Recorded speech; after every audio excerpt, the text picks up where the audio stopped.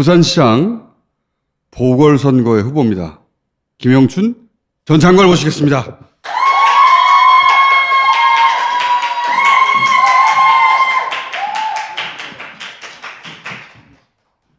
다스베이다는 처음 오셨죠? 예. 예. 여기가 험지예요. 재미없는 걸로 유명한 걸로 알고 있어요. 벌써 소문이 다 났습니까? 자, 현재 민주당 예비후보 중에 지지율 1위. 야, 그럼 오늘자 리얼미터 조사에 따르면 문제는 양자 대결. 박형준 대 김영춘 42대 28. 예. 부산 선거가 쉬웠던 적은 한 번도 없잖아요. 예, 지금이 그래도 좀 낫습니다. 그래요? 좀 나아요. 이 정도면? 예. 예. 2달 넘게 남았으니까 네. 그 정도의 차이는 충분히 역전할 수 있다. 네. 과거에도 역전했었고. 그럼요. 네. 과거에는 더블 스코어 나왔는데 역전하셨죠. 예, 2016년 총선 때는 제가 한 20% 이상 지고 있는 예. 조사가 선거 일주일 전까지도 나왔는데 제가 그걸 추월해서 이겼습니다. 네. 그래서 이번에는 충분히 이길 수 있는 선거다. 자, 다른 얘기 하기 전에 제가 이거 개인적으로 예전부터 궁금하던 겁니다. 소위 YS계로 정치 입문을 하셨어요. 예, 예. 네. YS가 DJ와 함께 양대 야당의 지도자 일대 청년 시절 이력이 굉장히 화려합니다. 고대 문과 수석이죠. 예. 그리고 그때 학도국단이라고 있어요. 군사정권 시절에. 근데 그걸 없애고 총학을 부활시켰거든요. 그때 초대 고대 총학생회장이었습니다. 이야. 우리나라 역사상 그때만 유일한 불법 총학생회장입니다. 저하고 송영길이하고 네. 불법 학생회장들입니다. 민정당을 점거해서 구속되셨죠. 예, 우리 학생들이 한 300명이 점거 농성을 했는데 네. 제가 배후 조정으로 구속이 되었습니다. 구속되셨고 네. 전형적인 이제 학생운동 코스거든요. 그래서 이제 눈에 띈 거예요. 20대 YS 비서가 되셨죠. 감옥을 가면서 학교를 잘린 상태에서 YS 쪽에서 와서 일하자 그러는데 제가 그거를 사양하고 네. 저는 인천으로 갔습니다. 노회찬 선배가 하는 조직에 들어가서 네. 고생했습니다. 한 2년 뒤에 나 직선제 첫째 개헌 운동이 한참 막 일어나고 있어서 그때 제가 들어간 겁니다. 첫 제안 때는 거절을 하셨고. 예. 저도 자존심이 있는데 뭐 그래서 80년대 청년 정치의 선두주자였어요, 그때. 그때 사진 보면 아주 날씬하고 날카로워요, 아주. 예. 그래서 YS가 굉장히 총애했다고 알고 있습니다. 맞죠? 그분이 사실 밖에 나와서는 잘 웃는데 안에서는 부하들한테는 화를 많이 내셨거든요. 네. 근데 저한테는 잘 화를 안 내셨어요. 그래서 선배들이 불편한 이야기가 있으면 저한테 시켰습니다. 네가 가면 화 안 낼 거니까 이야기 좀 하라고. 예쁨을 받았다. 네. 자, 그런 과거가 있어요. 그 시절에는 청년 정치의 선두주자 길이나 이렇게 평가받았습니다. 그리고 그 길로 쭉 갔으면 아마 지금 김무성 정도의 위상을 가졌을 수도 있어요. 질문 여기서부터입니다. 그렇게 쭉 갈 수 있었는데 열린우리당을 창당할 때 YS계를 떠납니다. 창당할 때 어려거든요. YS계의 적자로 잘 나갈 수 있었잖아요. 그때 노무현과 함께 하겠다. 제가 그때 궁금했었어요. 이 양반은 저기서 큰 변곡점이 생기는구나. 근데 한 번도 어디서 내가 왜 그때 그런 선택을 했다. 그때 어떻게 나오신 거예요? 2000년에 총선이 있었는데 그 총선 무렵에 저도 후보로 나가서 네. 뛰고 있는 상황인데 어느 언론사 인터뷰에서 부산에서 노무현 후보가 네. 이제 한참 뛰고 있는 상황이라 어떻게 평가하냐고 그래서 부산에서는 그런 분이 당선되면 좋겠다. 네. 노무현 정도 되는 사람이라면. 그랬다가 당에서 막 이제 혼나고 2002년도에 대선이 있었는데 한나라당이 승복을 안 하고서는 불복 소송을 냅니다. 그랬죠. 그래서 제가 도저히 안 되겠다고 해서 열린우리당을 만드는 과정에 참여를 하죠. 네. 그때는 민주당과 열린우리당이 분당할 때 열린우리당이 열세였어요. 그렇습니다. 예. 굳이 가려면 열린우리당이 아니라 민주당이 가거나 했으면 되는데. 예. 근데 노무현 대통령의 꿈과 같은 꿈이었죠. 전국 정당을 만들자. 경상도 지역에서 뭐 민주당 그러면 늘 뭐 빨갱이다 이러는데 전라도에서도 이기고 경상도도 이길 수 있는 그런 당을 만들어서 한국 정치를 개혁을 해보자.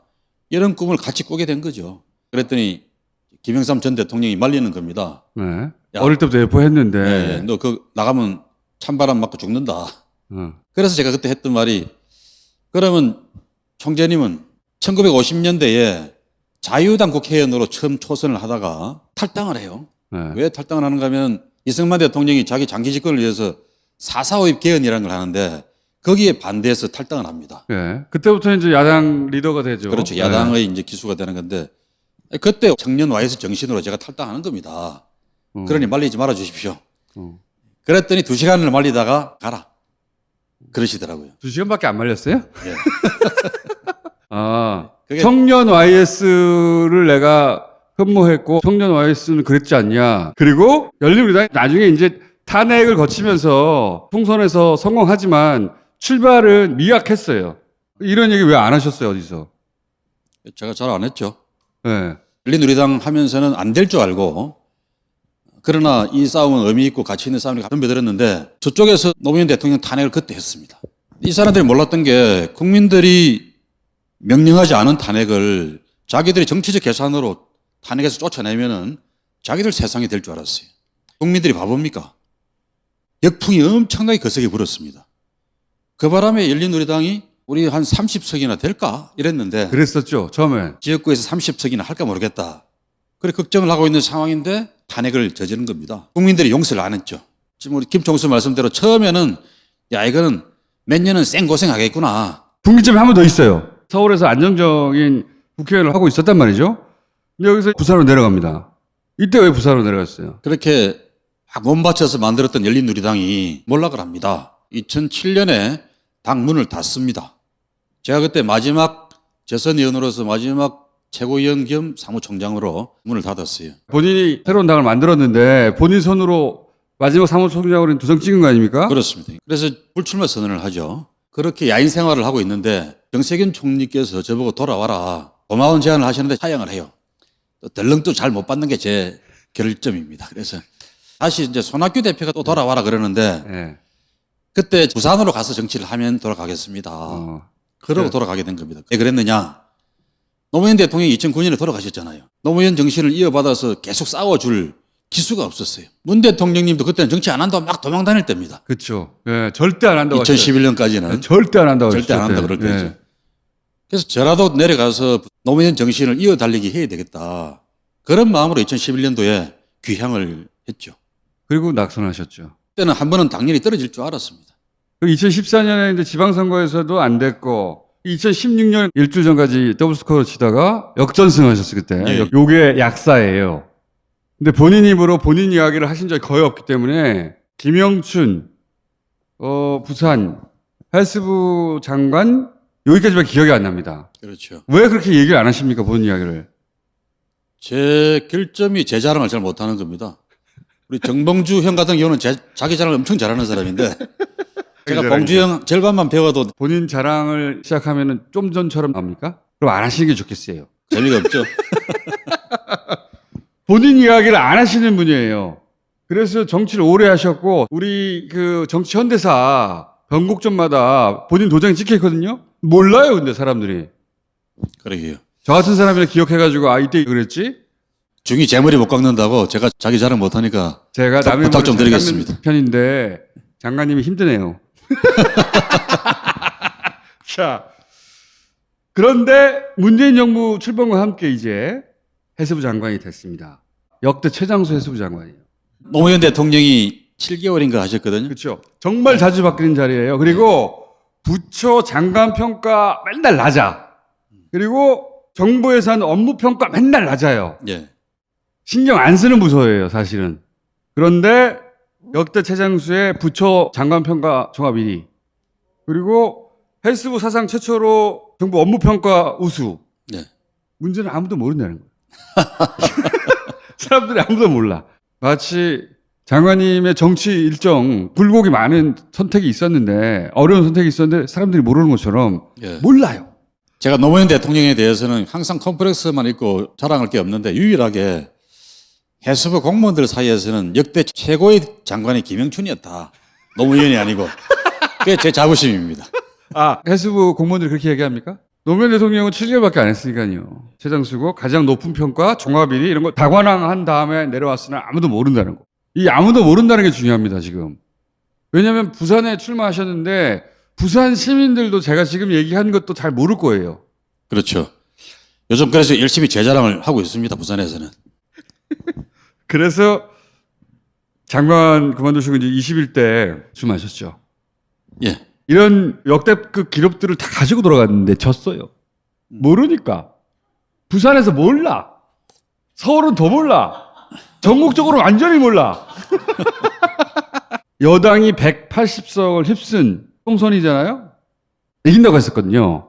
오히려 부산에선 6석이 있던 것을 3석으로 줄어드는 결과가 나왔죠. 그때 부산에서 무슨 일이 있었던 겁니까? 여론조사가 한 10% 정도 이기는 걸로 나왔는데 국민의힘이 계속 우는 소리를 많이 했습니다. 우는 소리. 서울에서는 민주당이 180석 이런 게 선거 막판에 방송이 되고 하니까 부산에서는 우리라도 국민의힘을 지켜주자. 그래서 막판 한 4, 5일 동안에 계속 큰절하고 다니면서 알려주십시오. 그게 또 없어져요. 먹혀요, 부산이. 이 바람이 막판에 확 불어버렸습니다. 동정심이 가장 강력한 투표 동인이라는 게 전문가들의 의견이에요. 잘 알고 있었던 거죠. 특히 부산 사람들이 거기 잘 움직인다는 걸 또. 그렇죠, 그렇죠. 네. 근데 이제 그래서 사무총장 잘 하시다가 왜 또 내려가시는 겁니까? 박원순 시장이 예. 그렇게 돼버리고 민주당은 11월에 후보를 내기로 결정을 하죠. 그럼 후보를 낸다 그러면은 부산에서 1패 도지하는 싸움을 해갖고서는 내년에 대통령 선거가 있고 지방선거도 있는데 노무현 대통령부터 문재인 대통령 또 저도 좀 끼어들고 해서 한 25년 동안에 열심히 쌓아온 우리 민주당의 기반이 부산뿐만 아니라 경남, 울산이 다 이게 한 묶음인데요. 네. 이게 한순간에 다 날아갈 수도 있겠다. 부산이 25년 동안에 인구가 한 50만 명이 줄어서 정말 이대로 가면 도시가 완전히 쭉쟁이만 남겠다. 또 국민의힘이 부산을 다시 독점하는 과거의 정치로 회귀한다 그러면은 네. 이거는 부산으로서도 절망적인 일이고. 그래서 저도 어린 시절 부산에서 살았거든요. 가장 이해가 안 가는 게 그거예요. 지난 30년간 부산 국회의원들을 국민의힘이 다 먹었잖아요. 그렇죠. 근데 계속 찌그러들잖아요. 왜 계속 찍는 겁니까? 그렇다고 대구가 가진 보수의 성지고 보수의 중심이란 의식도 없어요. 동생 취급받거든요. 근데 왜 그러는 거예요, 대체? 동생 정도가 아니라 네. 그들의 말로 부산 경남 쪽을 하도라 그럽니다. 하도. 아도. 상하 개념으로 봅니다. 그런데도 불구하고 우리가 남이가 정서에 많이 그러니까. 휘말리는 게 부산 사람들이 착해서 그렇죠. 제가 아는 부산 사람 중에 착한 사람 없어요. 아, 그런 거예요? 저 있잖아요, 저. 이런 정서이 있는 것 같아요. 배신에 대해서 절대 해서는 안 되는 거라는 그렇죠. 의리를 가장 중시하는 그런 한번 문화가 우리가 있습니다. 관계를 맺었네 말이야. 배신하면 안 돼. 근데 실제 얻는 거 없어. 바보잖아. 내가 부산 사람에서 하는 말이야. 부산 사람들이 바보가 많잖아요. 바보 노무현부터 해서. 그 다음 누굽니까? 문재인 대통령도 좀 바보스러운 분이죠. 이분도 문 대통령도 사법고시를 차석으로 합격해갖고 충분히 좋은 데 가서 돈도 잘 벌고 할 수 있는데 부산에 꼭 가서 그 바보 같은 노무현 대통령하고 같이 돈도 안 되는 인권 변호사, 노동 변호사하고 평생을 지내신 분이니까 얼마나 바보 같은 분입니까? 의리 있고 이렇기로는 문재인 대통령만한 분이 또 없죠.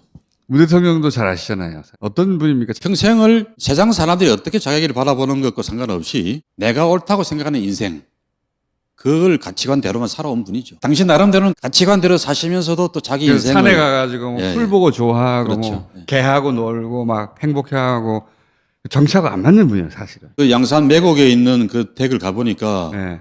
왜 그렇게 도망다니셨는지 이해가 되더라고요. 끝이야 길에 거기 그 집 뒤로 길이 없어. 저도 가봤는데 구석에 도망가셨죠, 사실은. 예. 도망갔다가 붙잡혀 나온 거 아닙니까? 근데 대통령 하시는 거 보니까 대통령 진짜 잘하시는 것 같아요. 역대 최고의 지지도입니다. 부산에서 꼭 이야기를 합니다. 아니 역대 대통령 중에 임기 1년 남은 대통령 이렇게 인기가 있는 대통령이 어디 있었냐. 박근혜가 그랬냐 이명박이 그랬냐. 최고의 지금 4년 차를 보내고 계신데 지금부터 앞으로 더 좋아질 거다. 문 대통령은 예. 그렇게 제가 자랑을 합니다. 예. 참 드라이하네요. 여기까지가 서론이고, 왜냐하면 아직 예비 후보고 민주당의 후보로 결정되지 않았어요. 결정되면 한 번 더 모실 텐데 지금 박형준 후보가 대략 한 10% 이상 정도 여론조사 기관마다 조금씩 다르지만 네. 차이로 앞서가잖아요. 근데 이제 정당 지지율은 박빙 열세 때로는 박빙 우세도 나오기도 해요. 근데 후보 지지율 차이는 왜 이렇게 큰 겁니까? 박형준 씨는 썰전, 우리 이제 뭐 강적들 그런 방송을 많이 해서 시사 예능 뭐 셀럽 비슷한 사람입니다. 인지도가 그래서 높다. 그런 데서 오는 차이, 그 다음에 오거돈 씨 사건으로 생긴 보궐선거라는 점, 이런 것 때문에 불리한데 저는 그 시가 문제라고 봅니다. 제가 원래 100m 달리기를 엄청나게 잘하는 사람입니다. 지금은 박형준 씨가 저보다 한 20, 30m 앞에서 뛰고 있는데 제가 금방 추월할 수 있습니다. 자신 있습니다. 제가 뛰기 시작한 지 한 달 됐거든요. 박형준 씨는 벌써 한 대여섯 달 전부터 뛰기 시작했어요. 가덕도 신공항 특별법이 2월 달이면 통과될 거거든요. 그 단계가 되면 제가 20%대로 올라갈 겁니다. 그 3월 달에 가서는 역전 추월하는 역사를 만들어내겠다. 자신 있습니다. 김종인 위원장이 굉장히 좋은 떡밥을 하나 던지고 갔어요. 해저 터널이라고. 던지자 박형준 예비 후보가 덥석 받았어요. 어머, 나이스! 해저 터널에 대해서는 어떻게 생각하십니까? 뜬금포죠, 뜬금포. 김종인 대표가 위원장이 가덕도 신공항 만든다고 부산 경제가 확 달라지냐? 그러니까. 별로 좋아지는 거 없다 이렇게 이야기했다가 네. 한 3, 4일 만에 말을 바꿔야 되잖아요. 그래서 1+1으로 이것도 해줄게라고 한 게 한일 해저 터널 해줄게. 그러니까요. 이거는 일본 입장에서는 일제시대 때부터 꿈꾸었던 일입니다. 일본과 한국이 터널로 연결되면 일본이 섬나라가 아니잖아요. 얼마나 좋아. 대륙 국가가 되는 겁니다. 일본의 100년의 꿈입니다. 100년의 꿈. 그러니까 일본 사람들이 네. 한국 사람들을 통해서 자꾸 이야기를 하게 해. 일본이 원래 그렇게 잘하잖아요. 돈을 많이 주고. 박정희 대통령 때부터 한국에서 한일 해저 터널 하자고 주장하는 사람들이 나오기 시작합니다. 네. 한국에서 그런 얘기가 먼저 나와요. 그렇죠. 꼭. 전두환 대통령 시절에도 또 이야기를 해. 그러면서 무슨 한일 해저 터널 연구회 이런 걸 만들어서 네. 한국 사람들이 우리 하자고 막 주장하게 만듭니다. 노무현 대통령 시절에 2003년에 교통연구원에서 네. 평가를 해보니까 야, 네. 이건 하면 안 돼. 네. 결론을 내렸어요. 경제성도 없고 우리나라 국방에도 문제가 생길 수가 있고 그렇죠. 과거에 임진왜란도 그렇고 한일 합방 강제 병탄을 한 거 아닙니까? 이번에는 이제 터널로 트럭으로 뭐 탱크로 들어올 수 있잖아요. 차도 지나가고 기차도 그러면. 지나가고. 네. 종합적으로 이건 네. 안 되는 일로 길로 내린 일입니다. 일본이 좋은 일이니까 일본이 돈 되겠다고 하는 거지. 일본 사람들이 자기들이 한 90% 돈을 댈게 야 그러니까요. 니들은 10%만 돼. 연결하자. 우리가 아니, 더 좋은데 왜 자기들이 돈 내? 아니 미쳤어요?